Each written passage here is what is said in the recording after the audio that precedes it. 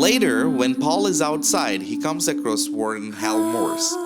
Hal handovers Paul the necessary documents for the execution of an inmate named Erlen Bitterbuck, and they engage in a conversation regarding Percy. It is revealed that Percy is the governor's wife's only nephew, and his influential political connections are what secure his employment and continue to keep him in his position. According to the other guards, Percy is described as stupid and mean. Paul discovers that a complaint has already been lodged against Percy for removing him from the Green Mile. Although Percy had previously caused harm by breaking an inmate's fingers, however, Hal has learned that Percy has applied for an administrative role at a mental hospital, which would entail better pay, improved hours, and with any luck, an absence of Percy on the mile. Paul guesses that Percy desires to witness an execution up close before moving to his new job.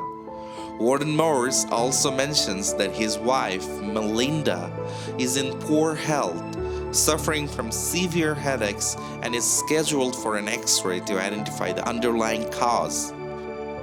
That night, Paul discusses John Coffey and his worries about Melinda with his wife Jan. He also regrets that their intimacy is hindered by his infection, but dismisses Jan's suggestion to see a doctor about it. The following day, Brutus notices a mouse in the cell block. They observe it dart into a small room tucked in the corner, which happens to be a padded cell designated for dangerous inmates, but presently repurposed for storage. Despite thorough inspection by the guards, the mouse remains elusive. Later, Percy arrives and becomes incensed upon spotting the mouse. He strives to eliminate it. As the mouse retreats into the padded room, Percy intends to follow it inside.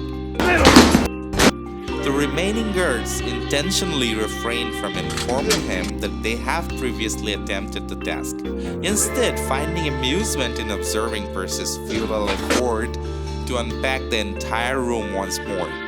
This time, Paul admonishes Percy for disturbing the inmates while pursuing the mouse. Yet Percy remains indifferent, considering the inmates to be despicable. Paul, on the contrary, empathizes with the inmates, recognizing that they are already burdened with immense stress due to their impending death. Any additional stress could lead to volatile outcomes.